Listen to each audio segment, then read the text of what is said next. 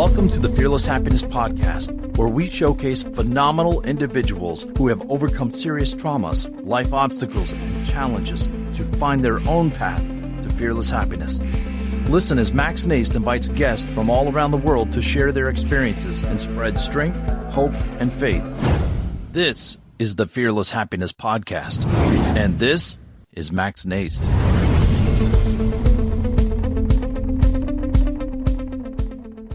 All right, everybody. Good morning, good afternoon, or good evening, wherever you are in this world.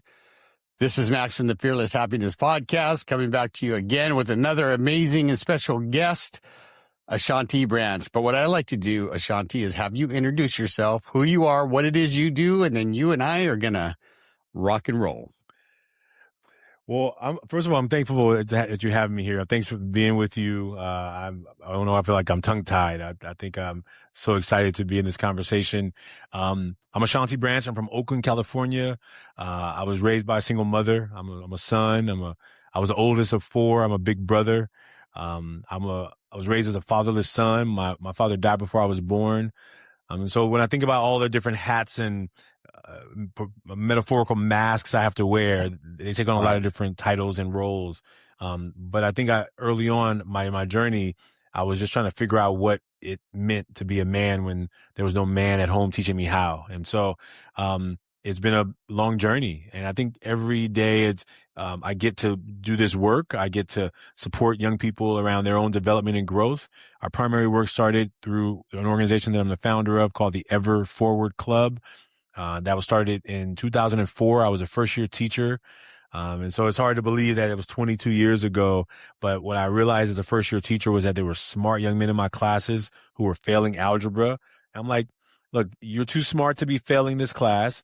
I like you.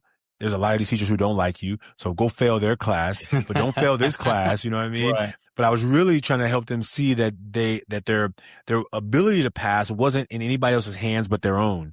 Right. Whether they were 14 or whether they were 18, the choices you make now are becoming and building you to the man you're going to be when the world says, okay, you're an adult now, you're a man. Enjoy, figure it out. Right. Nobody cares your problems. And I think I would always tell my young people, look, you're only going to be young for about 4 more years.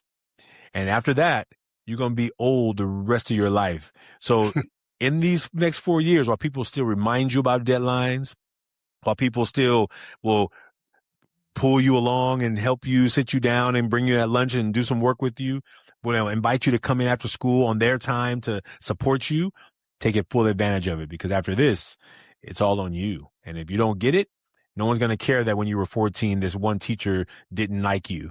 And so you got an opportunity right now. So I was really trying to paint the world in real pictures for them and not just some metaphorical, if you don't get this education, your life is going to be horrible. I wasn't trying to use scary tactics. And so Ever Forward Club started, and then I started the Million Mask Movement after we were featured in a documentary called The Mask You Live In. And the Million Mask Movement is a reflective tool. It's about this emotional mask we wear. We have 3 parts: the front of the mask, the things I let the world see, the back of the mask, things I don't usually let people see. And we ask people to draw a picture to represent some of that. So, and that's the work we're doing right now around the world. Well, one, I'm going to tell you, it's an honor to have you here, right? A teacher. I wish I had a teacher in math that was like you, that said, you can pass my class. My experience back in high school was quite the opposite. I was called stupid and I ended up leaving his class, right? And not all teachers were like that, right? And because really I struggled with math, where I always tease that, my father was really good at math, and a lot of my cousins are on my father's side, right? It comes to him naturally. My dad came to this country, became a citizen, went to the library, learned math on his own. That's because he loved it, right? But my brother and I, my little brother and I, and God rest my little brother's soul, we always tease that gene went by us quick. It didn't stop for us, right? But I did have a teacher in English that sounded a lot like you. She had more faith in me than I had in myself, and she knew I could do the work. And one of my regrets is not going back and thanking her for that. You know what I mean? because getting caught up, you know, as a senior, I'm going to the Navy. I'm going to go travel the world. But which I told you, I went to San Francisco was the farthest I went, and they got stationed in Long Beach, right? Which was 20 minutes from my home. Anyway, that's another story. But, you know, then there was that teacher who truly, you could tell, cared about her students. And I think more so the ones that struggled, right? Because she knew, I know what you're doing. You're only trying to do this so you can play sports, and then you don't want to do the work, but I know you're smarter than this, right? I see it now, but back then I was like, gosh, she's mean. You know what I mean? Like, she doesn't like me, right? She sits me right in front of her and this and that. And I'm like, man, like, you don't like me at all, do you? But I ended up passing her class, you know, and getting a B+ on the final so I could graduate. If I would have got a B or a B, I would have failed. That was it. Yeah. But, well, that, you know, teachers are amazing, right? And I think that, you know, Ms. BP was that teacher for me, right? Ms. BP, she was my English teacher, and I hated English, right? So it was like this idea that, like, what? And I had all kind of excuses about, okay, if we're reading, and I could read, I knew how to read, but there was rules about being too smart in my school. So I would be just timing it. I'm like, okay, she calls on him, then she calls on him. We're going in a row.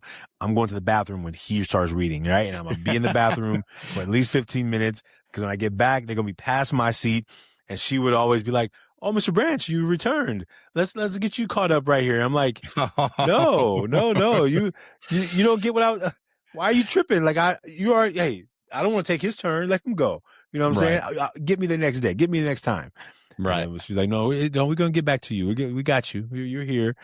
And it was the worst. It was the worst, right? And she saw it. She saw me evading it. But she's the one who really shifted my life as an educator. And I think when I look back, I did get to say thank you to her on like a miracle. I got to call her and say, I want to appreciate you. I don't think she even got it when I called her that how much she had an influence on my life, but I knew it. And so at least I got to say the words, whether she could feel the impact or not, you know? Right. Yeah. And I know, I wish I could have did that. Right. And instead of the opposite with the math teacher, I was like, you know what? I'm out. Right. Never to touch math after that year, you know, but it wasn't only a teacher, right? Like, I struggled with it, and it happened with some family members, right? Where they didn't realize, like, to me, and it is still to this day, it's been traumatic for me to be told I'm pretty much stupid when it comes to math, right? And I got, oh my God. So I was helping an uncle one time at a swap meet, right? To make a couple bucks and help him out, right? So someone buys something, I break out the calculator so I can give him the correct change. And he looks at me, right? And in front of people, he says, why are you doing that? What, you can't do it in your head? And I'm like, no. And then that was it, right? Until we got home. And then he told my mom, and then she did the same thing. You know, God rest her soul. But like, then they wondered why math was not my thing, like history, like stuff that would catch my attention, or sciences, right? Where I could really like, oh, cool. I like that. But you throw numbers, and like you, it's like, hey, where did Max go? Oh, I think he went to the bathroom because I think he just want, right? And like you, I know the teacher would just go, there's something strange going on, but I know what's going on here. He doesn't want to be called on, right? But and the stuff that you do, it sounds like, right? You help people, or young people, understand that that's okay, right? Well, you can get there. You just have to figure out how to do it, right? And then in that, like, you and I are similar, right? My dad was not there when they divorced when I was young. So I grew up without a dad. And when you were talking, I'm going, God, we're a lot alike, because I was trying to figure out what it meant to be a man, you know. And then even when I got married, you know, I got married young. How am I going to raise my son? Because, you know, my daughters, and you know what I mean? Because I've never had the father figure teach me how to do this. I got to figure this out on my own. And as you and I know, like, I fell, for me, my experience is I fell flat on my face many times, like, oop, that didn't work, you know, like, but I don't know about you, but I know me in my private, like, behind the mask, right? Because, like, you're right. I show everybody, oh, I'm good. Like, you know, you guys are tripping. I'm fine, right? But behind the mask, I'm like in tears sometimes, or angry as you know what. And telling myself, Dad, if you were here, I'd probably punch you in the mouth for leaving me so early. Not even that it wasn't his fault that he passed away, right? But anyway, that's another story. So continue, like, how did you put that together? And when did you realize, like, that's what your passion was and that was your purpose, is to not only help people, as an educator, but to learn about taking time to do some self-reflection, right? Which you and I know in this day and age, the world needs to do a lot more of reflection, if you know what I mean. Oh man. Thank you for asking. So the journey to becoming a teacher, was let me tell you a quick story how it happened. So I graduated from Cal Poly San Luis Obispo, right? In engineering. So Ashanti's plan was to be rich. I did not plan to be a teacher. Like, my mom was a teacher. I know how poor teachers are because we were poor growing up. So when teaching called me, I was like, something is wrong here. There's no way possible that God wants me to do poor again. I was raised in poor. Right. I was raised in apartments, broken down, big metal garbage cans downstairs. Like I all the things, right? Now, we had a roof, right? So we had something. Maybe we had some top ramen. Maybe we had some crusty ass pancakes. Like we had something, right? Maybe we had some, whatever it was. Like my mom knew how to put a nickel and dime together, but it wasn't like, it was like, yeah, like this is what I want for my family too in the future, like it was like, I want something better and something different. And so anyway, long story short, I went to engineering, started working in engineering for 5 years, and then teaching called me. And I think that, I really appreciate you just sharing some of your story, because I think if I was being probably more honest, I probably was on a couple of wrong roads in engineering. I was making money that I'd never seen before. I could pay all my bills and still party every weekend without even blinking twice. Like I would be like, I still got money left over. How'd that happen? I swore I burned through it all last weekend. I got more. And my engineering job, we got paid weekly. So it was like every week, it was like just deposits. It was like ching, ching. And I realized that, oh, this is a new world. And I started partying a lot. And I realized that teaching wasn't on my radar. A friend of mine called me once and he was like, hey, I need a tutor for Saturday at this program called Upward Bound. And I was like, Saturday? I don't even know what Saturday mornings look like. I don't get up to Saturday at least noon or 1. You know what I'm saying? Right. Like, there's no, what are you talking about? There's no way. I'm an engineer, And he's like, dude, I need a math teacher. Like, I just lost my math teacher. I got these kids coming every Saturday. I need a math teacher. I'm like, you got 2 months. I fought it first. I was like, I only get 2 days of partying a week. So I'm working every other day. Friday and Saturday night is all I got. You want me to give up Friday night so I can be teaching some kids Saturday morning? And so I was realizing, like, okay, you got 2 months to find somebody else. I'll hold this spot. I'll help you out. And that first Saturday is when it all kicked in. This kid came in. I mean, I sacrificed my Friday night. Went there early on time, getting ready for these kids. And this kid came in late.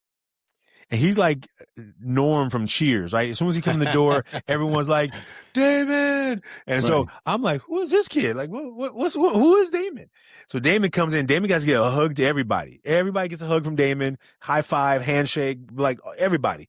I'm like, come here. Come here. Now I'm new. He's new. He knows everybody. I know nobody. And I'm the first day. And I'm also like, who are you? Like, how you just show up here late?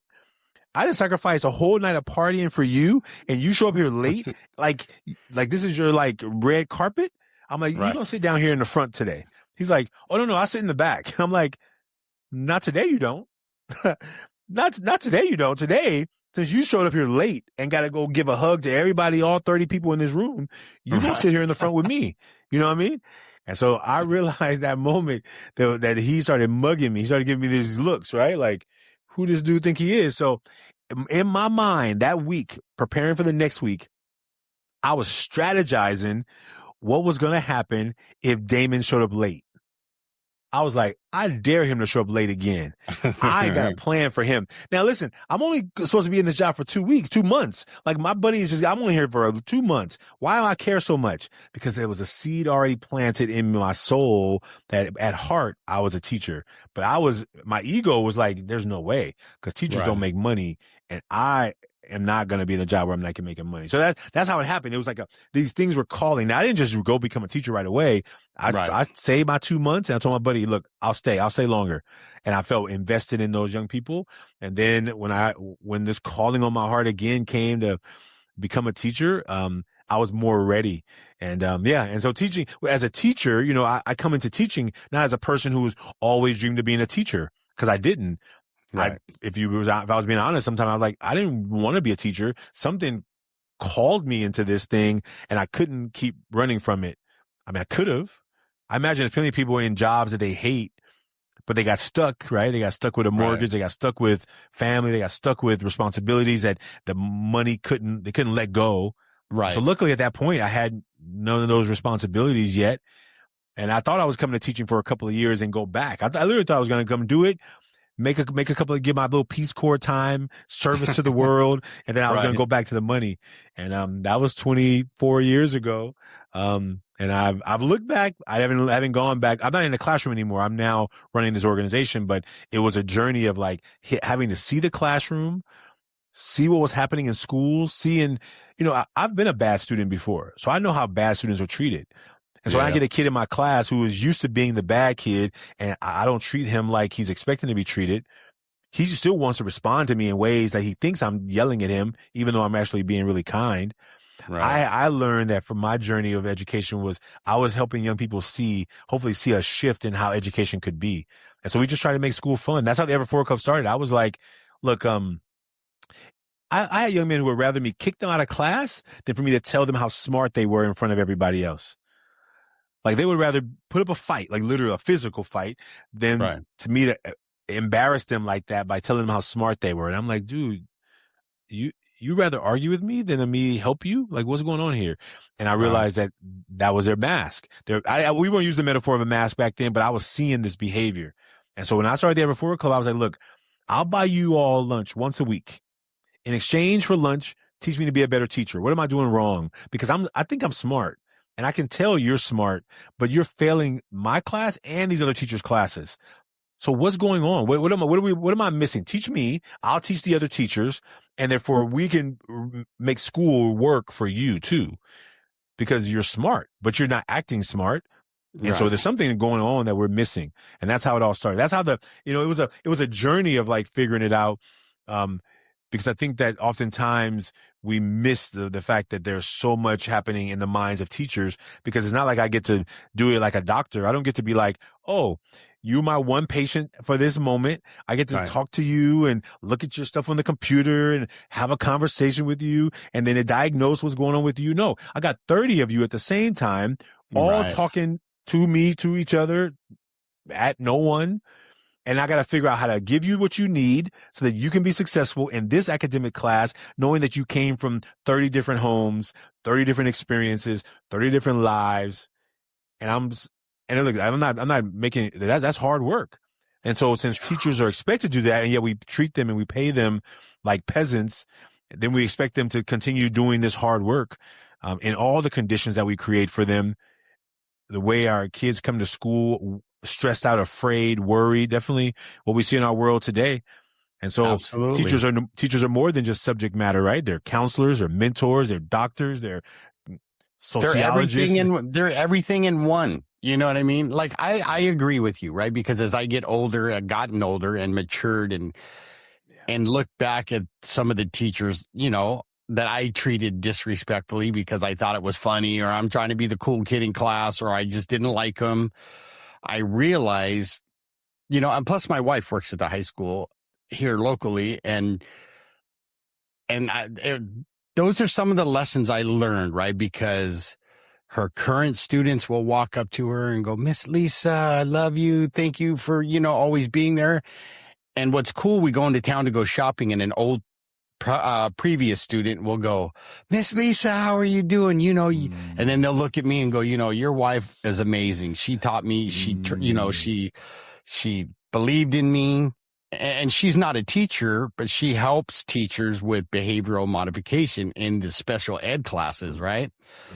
Yeah. And it's so cool So let me give you because I have you guys in high regard now, right? Maybe not back when I was 17, 18, but when I went back to college and found the teachers that even in college, I go like, you can do this. I have faith in you. And I'm like, oh, cool. You know what I mean?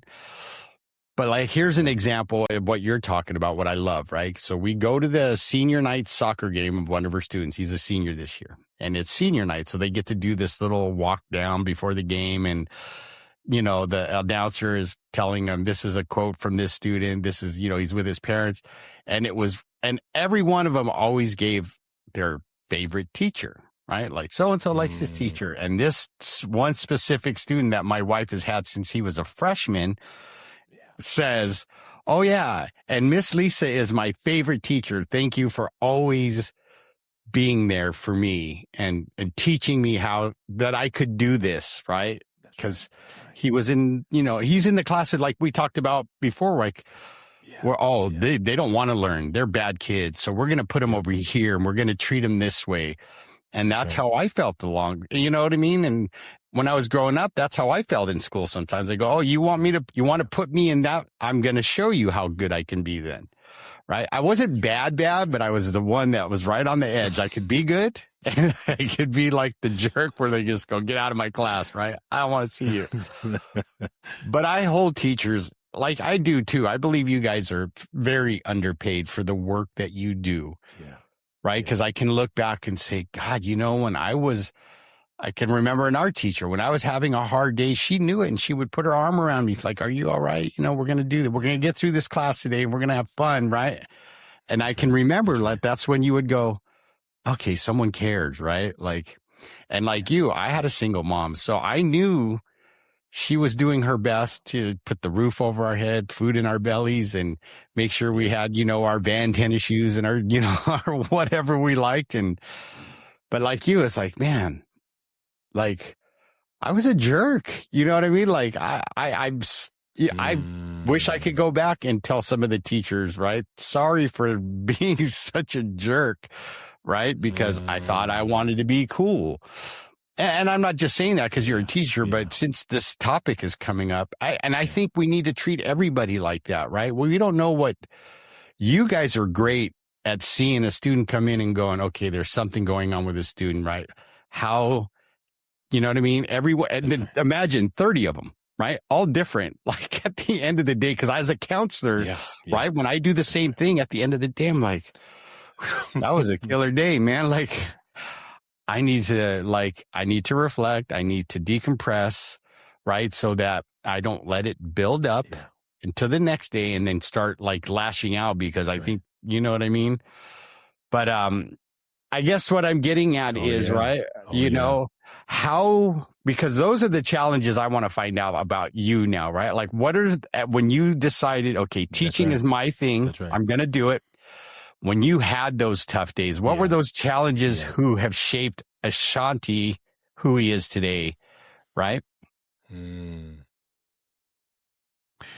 Yeah, you know, I mean, there's a lot of the journey of life, you know, and I think about not just the teaching. The teaching was one challenge of like, imagine it wasn't the job.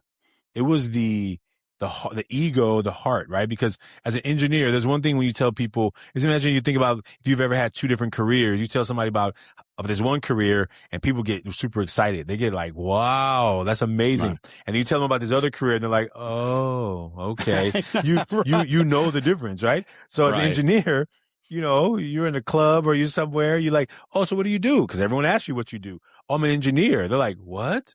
Yeah, I build big buildings around the world, right? What? And then a couple of months later, after you switch careers, you tell them, oh, I'm a teacher. They're like, oh, wow. So noble of you. Cause they know, first of all, you broke. That's one thing they know. They think they know what you're about, right? Because they have made up a story about what teachers are about, whether they had good experiences or bad experiences with teachers. They make up some stories. And then you're just like, Oh yeah, like that's a big. I would never. I knew the difference of the feeling that people would give you when you told them what your career choice was, and so. But then I would caveat it. I'd be like, but I left engineering career to become a teacher, and then you get a little bit of brownie points. But I Right. was like, why am I having to do that? Why do I feel the need to do that? Well, because I think that your heart wants to feel like you matter. Right. I think it's one thing to have a student after many years come back and say, man, Branch, thank you. But Right. when they're teenagers and they're in the moment, they're not really thinking about how it's going to affect them in the future. So Right. they may be selfish. They may be dismissive. They may not even get it. And so I think the part of me when I was creating Ever Forward, where I was thinking about like all the things I went through, like when growing up in Oakland, you experience lots of stuff depending on who you hang out with and whatever. Right. And I experienced some crazy stuff, right? But I also remember like my mom, she was overprotective and she was more like, she'd always be checking stuff. She'd be like checking my pockets. She always thought somehow I was doing something wrong, even though I wasn't, right? Right. So I was always afraid to do something because I was afraid she was going to check my pocket. I come home. She's like, let me, your eyes red. Come here. Let me see your eyes. Let me smell your clothes. She's smelling my clothes. I'm like, what's wrong with you, lady? Like, what's like, I'm not a kid who's doing nothing. I was more afraid to do stuff than anything. But I think it was like all that was more of like her way of protecting. She didn't know any other way to protect. She's a woman. Right. She's my mother. She doesn't know any other way to protect, but to be like Mother Bear, who is like swatting away anything that she thinks is dangerous, even if I think it's fun. And so it was that kind of growing up where I didn't really know, but also there was a lot of trauma too. So, when my mom got married, I was like 13, 12. I thought I was going to finally have a father. And this man was not kind, nice, caring, loving. He didn't love us, He loved his son. He loved the son that was created by him.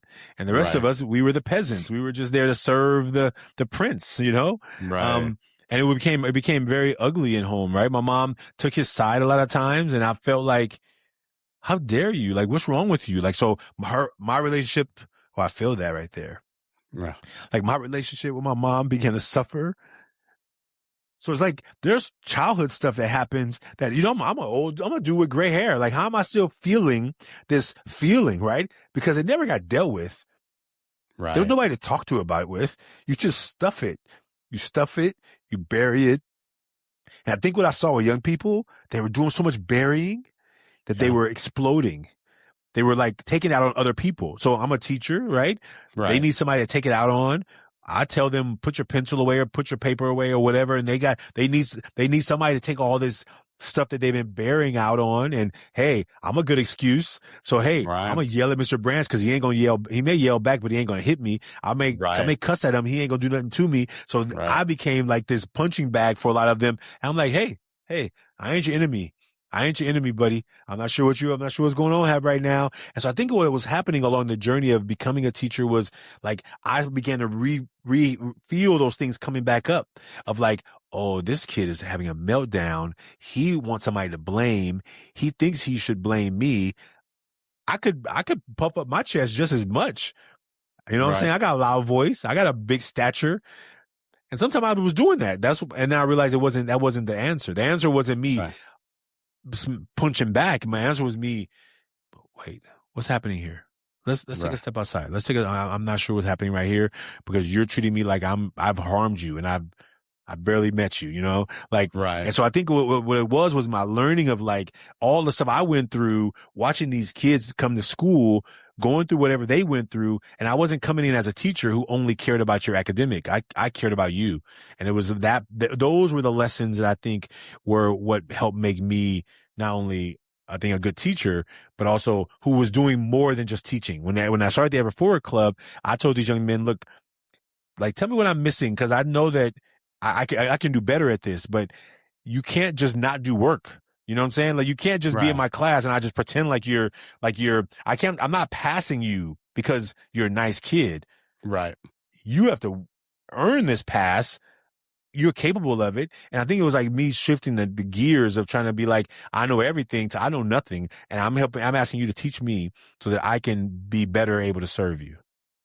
I love it, right? Because you touched my heart in a way, right? Because in my recovery, there's this saying that says, the longer I stay sober, the less I know, right? And if I look at life, that means I'm always going to learn, and I'm always going to be the person, like when someone's struggling, going, hey, here's my hand, come grab it. I'm here to help, right? And I've learned that just like you did in my counseling career, right? As a substance abuse counselor, is they're not lashing out at me per se, but somebody, that's saying, you've heard it, hurt people, right?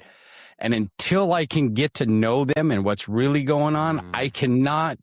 And when I would, when I was fresh, of course, and you know what I mean? I'm new, of course, like I react, right? But thank God I had this program, right? And everybody just know I'm not pushing any but thank God I did the 12 steps, and I learned from great men and women. That's right. To learn to respond instead of react, right? Because I could have hurt a lot of clients if I just reacted, right? They would have been like, see, this is why I don't want to be here.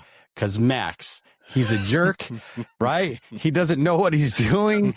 But, it took those learning lessons like it said, I'm sure you did, where you've fallen flat on your face and go, ouch, that hurt.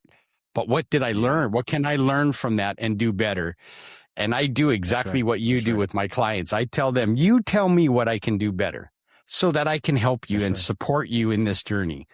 Right. And I've learned to do that over the years, right? Where I had to push aside the ego, right? Say, I'm recovering this, and I was so bad, and now I've changed my life. Look at me, everybody, because now I'm this and I'm great. You know what I mean? But I love my mentors and stuff that would help me smash that ego, right? When I needed it most, because if it wasn't for them, you and I wouldn't be speaking right now, right? You know what I mean?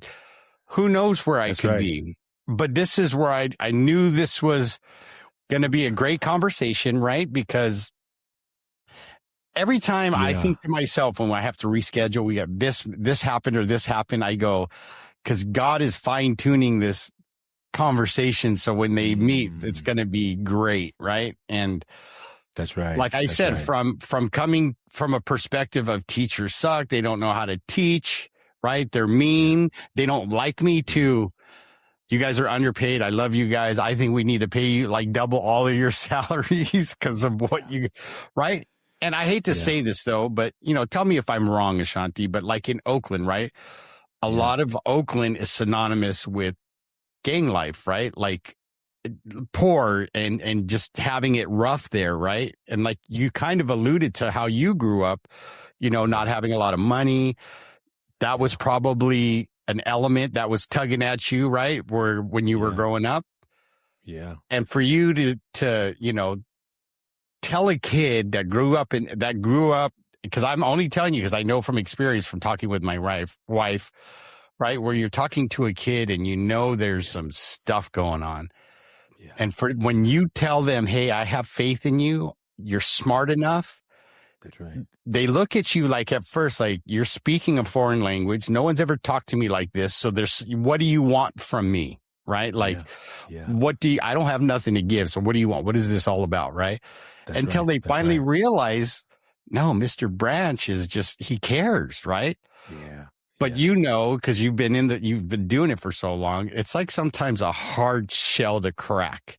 Talk about some of those moments, some of your toughest students where you okay, God, I don't know why you put me here, but I'm about ready to walk away and go back to engineering. You know what I mean? Like, oh man, I want to tell you like what you just said, and the two pieces of what I want to reflect on is, when you talked about addiction and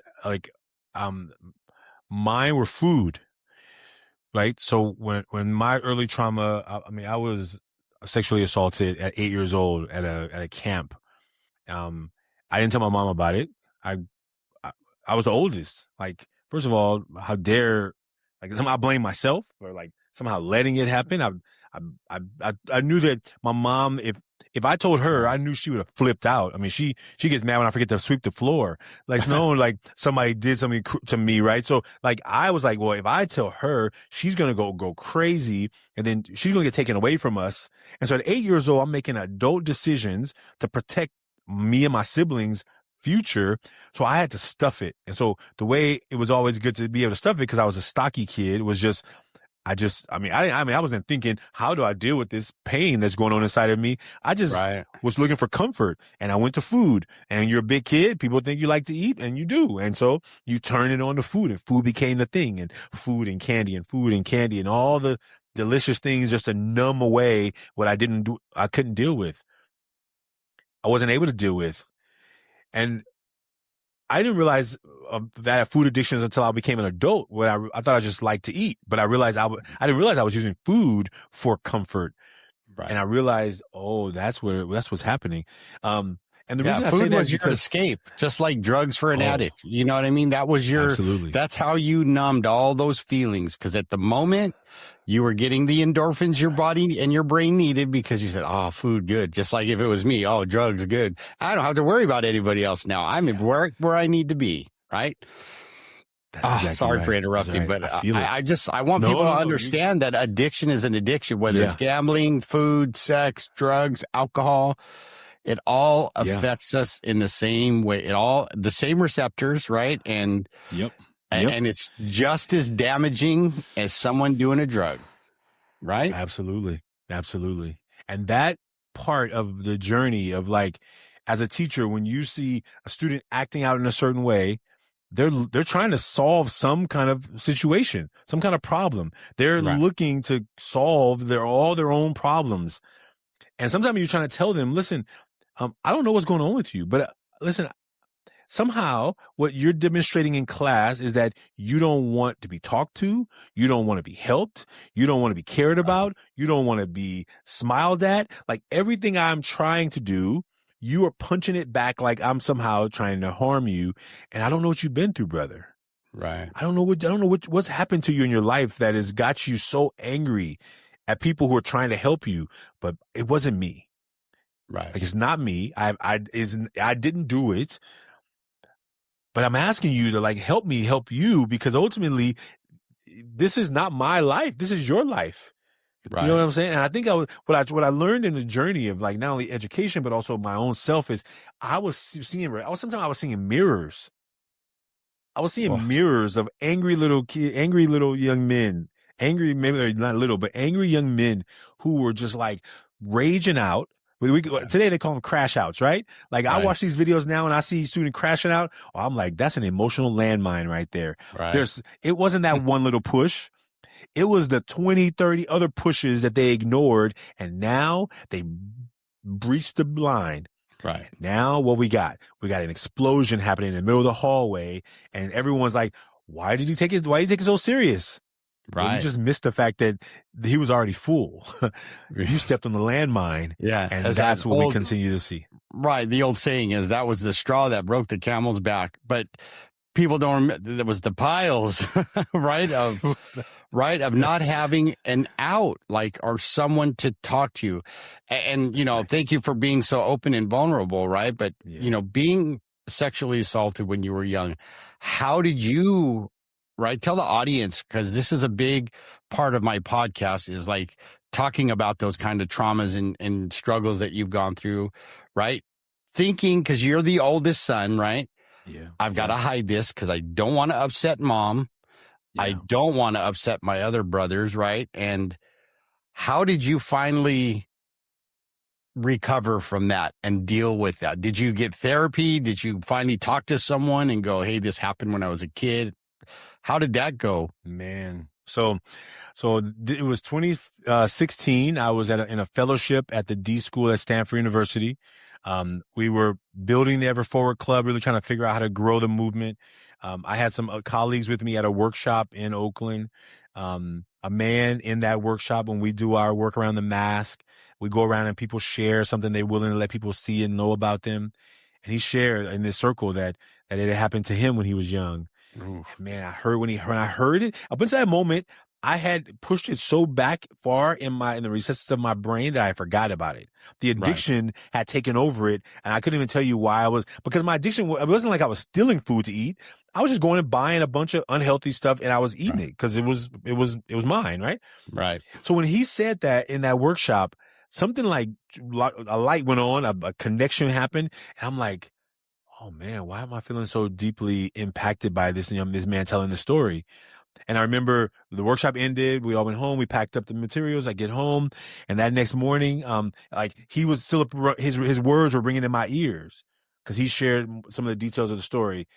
I'm like, why does this man keep coming back into my mind? And I'm in the mirror, and oh yeah. So I'm in the mirror in the morning, just getting ready to brush my teeth. And I remember the day I got home after it happened, right? Right. So I'm in the bathroom. What I was experiencing was just pain, but I was also like, what's going on? I think I was probably crying in the bathroom. And my mom was like, what's going on? And I was like, oh, nothing. I hit my head on the edge of the counter or something. I just made up a lie, like something just to get her off the back because I need to like keep her away from whatever. But I'm like, oh, I just hit my head on this thing and I'm fine. And as I was in the mirror as an adult after this workshop, this man shared the story. I'm brushing my teeth. I'm looking at myself, and I remembered being 8 years old in the mirror, flying through the door, like I'm fine.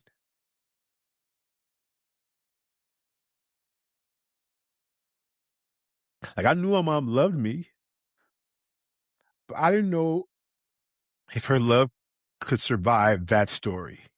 Right. So I buried it. And I said, she could never know. She could never know. But in the mirror as an adult, trying to just brush my teeth, I'm like, oh my God. Like, and so it was like this moment of just kind of coming back. And it was a moment of like, oh, Ashanti, you have carried this wound. Like it didn't even get a chance to scar over because you never talked about it. You buried it. You just kept covering it with new bandages of new things and new cookies and new cakes and new pies and new foods. You just kept covering it, and it's still it's just oozing out because it's still festering off after all those years. You know, that's right. That's right.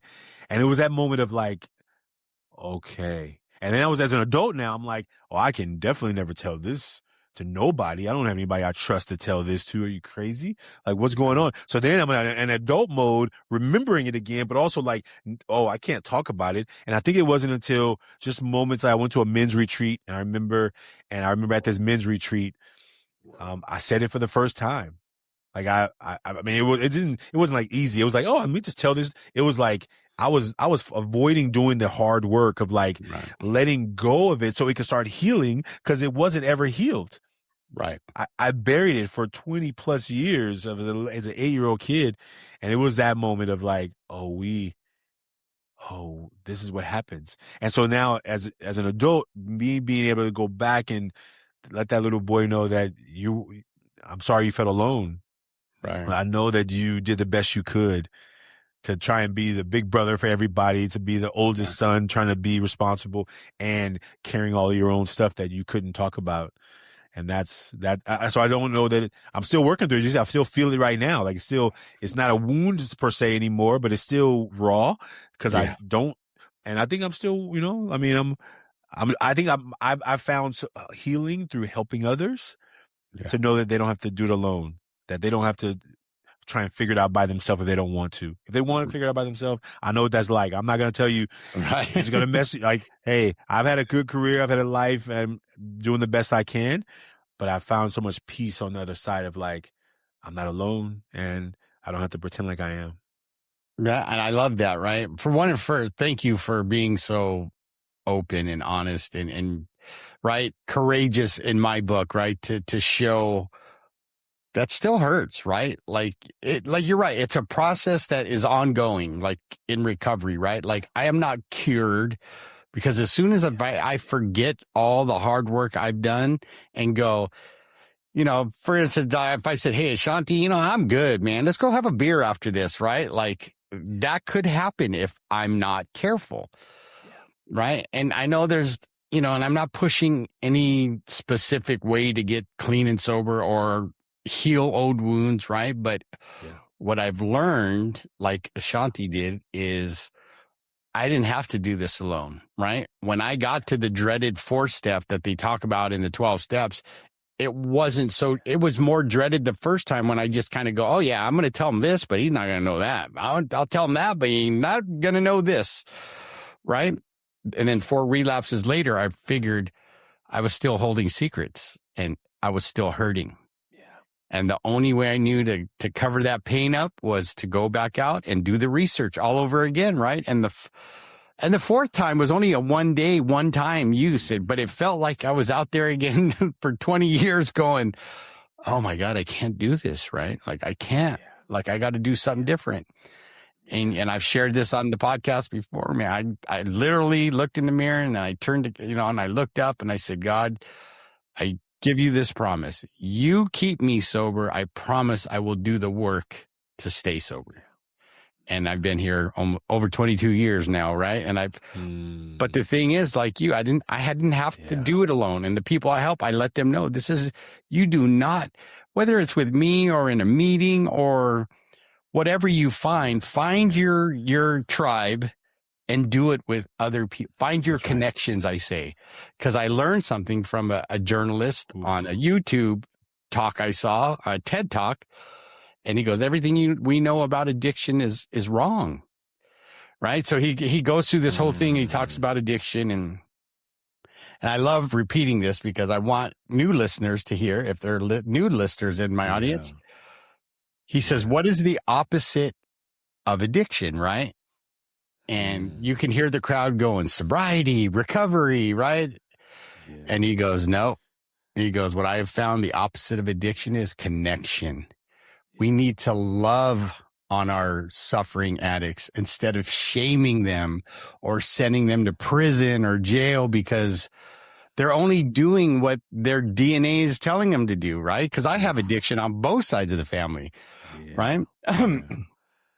But then I'm hearing your story and I'm like, I felt it because I remember, like I still think about, I can remember everything like it was yesterday when I made that decision to go, okay, my life is in your, and I'm not pushing God or church or anybody, but this is what happened for me. Yeah. God, my life is in your hands, right? Because here's what I learned. Yeah. And I got taught this, right? You want to hear God laugh, tell him your plans. And I've done that so many times and I've heard a loud laugh in the back of my head, after I shouldn't have done that, right? And I could hear him going, I told you so. I told you so, Max. You shouldn't have done that. Right. But like you say, we find our journey, right? We find what heals. And this is what I'm getting at, right? Everybody is like Ashanti did and is be kind, right? To the people you coming, whether you're a teacher or at work or going to the grocery store, try to be kind because that door you open for someone and let them in, they may look at you like, wow, like someone cared enough to open the door for me, right? Or a kind hello, right? Because they could be going, like you said, students, when you go, what's going on, right? Like, I'm not the guy that did it. I'm here to help. Like, but you got to be honest with me, right? But I'm sure you've seen that on your daily activities. Like when you say hi to someone, they kind of give you a look like, wow, someone cares enough to say hi to me, right? And we don't know what they're going through. They could be having the roughest day ever. And that's right. That hello might have saved their life, even for that 1 minute. You know what I mean? And that's what I've put this podcast together. And that's why I'm so grateful for guests like yourself who are open and willing to get vulnerable and share their story, right? Because you and I if we've helped one person today, Ashanti, we've done our job. That's a good thing, right? I think what you described is so beautiful is like that question when people ask how you're doing is often used as a greeting. Right? And when most people, when they answer it, they're answering it like somebody just greeted them. So they just say an answer that's easy to keep the greeting moving, right? How you doing? I'm good. I'm fine. How are you? I'm good. I'm fine. You probably had a situation where you asked it, they asked you it back, and you asked them again because you didn't even hear it the first time they answered. So you're kind of in just like a greeting loop, and you basically think you're asking people how they're doing, and you're not really asking because you're not really hearing it. And imagine that that's the work that we're talking about. Like, I think, I really appreciate you sharing because I want to tell you, I've been for food addicts, I've been to these meetings, and whether you go to meetings or not, I believe in God and I believe in a higher power.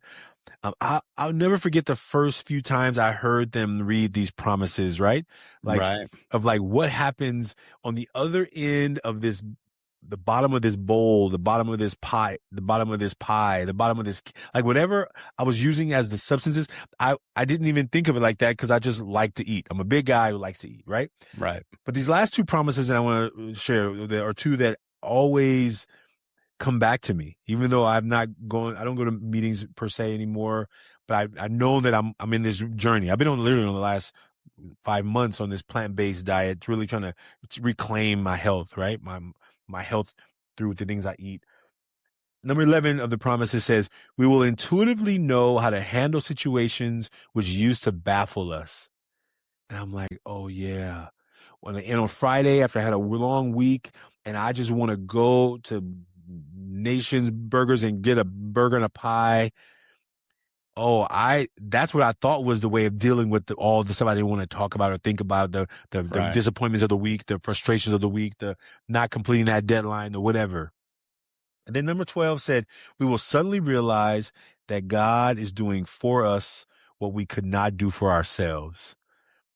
I love And as that. a young man who grew up in church, I realized like there are so many times I remember just being in the midst of madness and realizing, how did I even make it home that day? Like, I mean, yes, food was my product of choice, but when I was an engineer, there was many days I was out partying in San Francisco and I didn't take a taxi through that tunnel across the bridge. You know what I'm saying? Right. I was like, what's wrong? Like, how did I get home? Right? Like this. And it wasn't like I was drunk. I was buzzing, but I was definitely, buzzing is drunk, right? And I Right. remember like, Shanti, what are you being stupid for? What are you doing? And if it wasn't for God taking the hand of that wheel, I know for sure that, that people have died for less, with less, doing less. And I realized, oh my God, he was protecting me when I didn't even know. He was looking out for me. For an 8-year-old boy, he was doing the best he said, I'm protecting him. Yep. Because he is going to help others in the future. And I've seen young people who have thrown their lives away because they were just carrying all this stuff together. And I said, if I can help another not have to go through it the way I went through it, or to navigate it and better, that's the journey. And these young people who I see, well, you were talking about, like, why are you helping me? Like, what do you want? Like, they think that you want something from them because they've never had anybody help them. And you're like, I'm not sure why they put you in my class. I don't make the schedule. Right. you know what I'm saying? You just happen to be in my class. Like, you would not care about you. And sometimes you can watch them like want to wrestle with that answer. Like, yeah. Like, and they don't know how to answer my it. back. Yeah. Right? Because, right? I just want you off my back. I'm like, well, this is what caring looks like, brother. Right. So if you thought caring looks like letting you do whatever you want, then I'm not going to question how the other people care about you, but that's not how it looks for me. Right. Like, I care, so I'm asking you, where were you yesterday? I care, so I'm asking you why you didn't do your homework. I care because I'm asking you why a smart kid like you gets a 0 on a test that you can get 100% on, because I know you're smart. And that's the thing, where it's like helping them see themselves differently. Like you said, that teacher did for you. Saw more in you than you saw in yourself. Yeah. Sometimes we just need that person to come along. But what if that person doesn't come along? Then we got to find a ways, you know? But then that's our job to be that person, right? Like I learned, like in my recovery with my sponsor, right? Like I didn't trust guys as far as I could throw them. You know what I mean? Because I was raised by a mom, and to me, guys leave me. They abandoned me. So, and he's been my sponsor for over 22 years, right? And he knows everything about me. And I want you to switch something up on that number 11. This is what I've learned after long-term sobriety, right? So instead of saying, you know, we intuitively know how to handle situations that used to baffle us, right? Now you're going to say, now I intuitively know how to baffle situations that used to handle me. Right? It's a good way to look at that one. So a mentor taught me that. He goes, dude, after a while, you're going to understand it. And he did it that way. And I'm like, I get it now, right? Because now I baffle them. Now I think about those situations where I can do it the right way. And those situations are going, man, that guy learned too much, man. We got to figure something else out and try to baffle him again, right? That's beautiful. I'm writing that one down because I'm going to use that one. I'm going to use that one. Yeah. But, you know what, man. Ashanti, this has been an amazing time so far. But now I'm going to ask you the questions that I teasingly told you I don't remember, but I do remember a couple, right? We're going to start with fearless. Yes. Right? Because you have been open Yes. and this has been such an honor to have you here. But we're going to start with fearless. Going what you have been through, and even now what you're currently going through, what does fearless mean to you, and how does that show up in your life on a daily basis?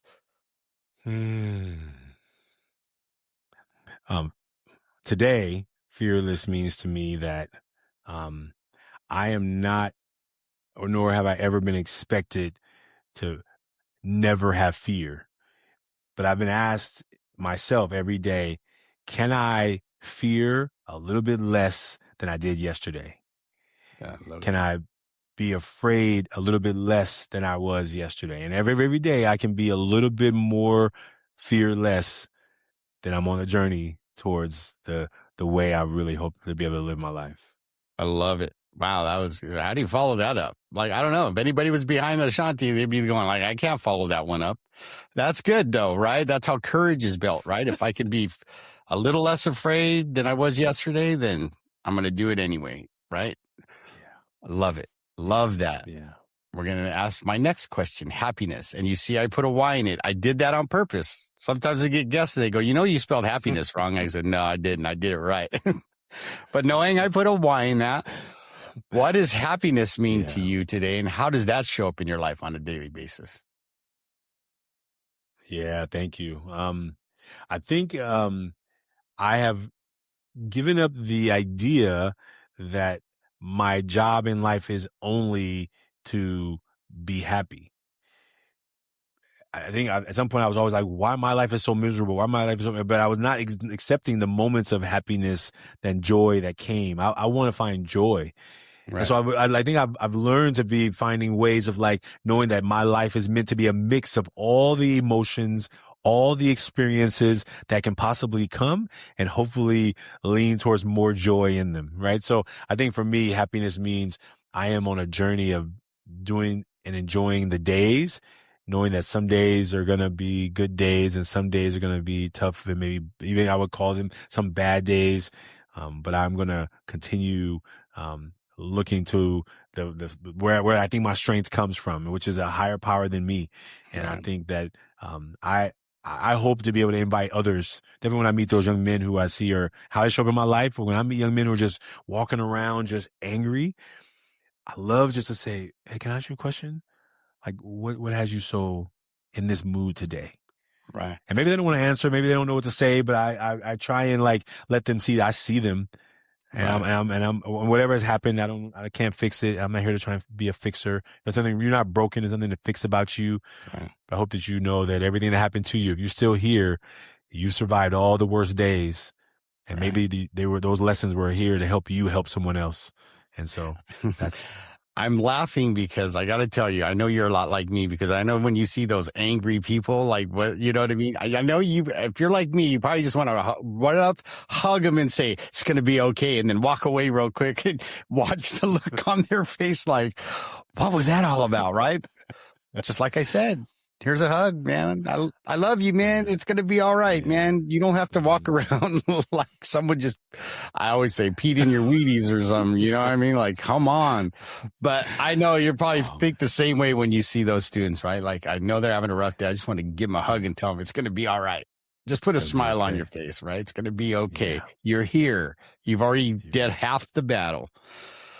That's right. Wow. I love it. This has been an amazing time, my friend. Thank you so much. I knew it would be, and you hit a home run.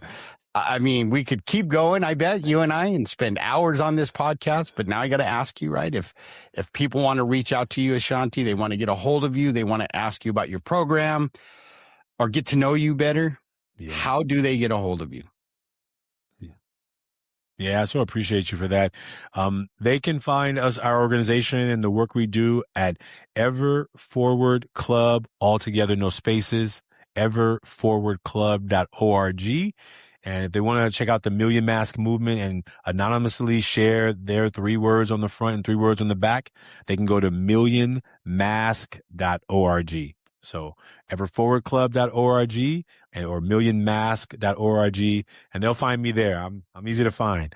My information is all in there. But yeah, I look forward to, and they can follow us on any of our social media under that channel as well, Ever Forward Club. So I love it. You. I love it. Well, like I said, it's been a great time, and I've had an amazing time sitting here getting to hear your story and having this conversation with you. But you're not quite off the hook just yet. Now I get to ask you my favorite question that is implanted in my brain because it's my favorite one that I ask of all my guests, and it goes like this. So, Ashanti, what is the one piece of advice you could give my audience to help them grow as human beings and become better people? The one piece of advice I would offer, unsolicited, but now solicited. It's a solicited here, so thank you for soliciting. The one piece of advice I would invite is this phrase that we say in our work is that there is more to you than anybody could ever see by looking at you. And so as you think about the people in your life who you care about, who you love, who can you let get to know you a little bit more? And if you find that one person that you can get to know you a little bit more, maybe the invitation will be mutual and they will let you get to know them a little bit more. And I think that we begin to build that connection. We can definitely help people navigate away from the addictions that we see rampant in our communities, not only with substances, but even with these devices that our young people find themselves connected to. And so that's a long piece of advice, but just hopefully you find people in your life where you can be more known, fully loved. That's it. That's awesome. Amazing. Like I said, this was an awesome time that I had with you. So thank you again from the bottom of my heart for being here. Thank you for being patient with me through this whole process. But you heard him, everybody. This was an amazing conversation. So, as I say, if Ashanti taught you something, if he made you think, if he made you smile, if Ashanti made you go, I like that, please go to iTunes and leave a 5-star review so more people can find the podcast. And come join me on my new YouTube channel where you can actually see Ashanti and I have this awesome conversation. So again, everybody, good morning, good afternoon, or good evening, wherever you are in this world. This is Max from the Fearless Happiness Podcast. Until next time. Are you tired of being weighed down by life's traumas and struggles? Join the Fearless Happiness lifestyle and let us guide you toward a brighter future. Explore our past podcast episodes and get a copy of the Fearless Happiness book to ignite your inner strength. If you or someone you love is battling addiction or facing challenges related to unresolved trauma, know that we are here for you. Visit maxnist.org, maxnijst.org, and take the first steps toward finding your fearless happiness. Thank you for listening. This has been a production of Fearless Happiness.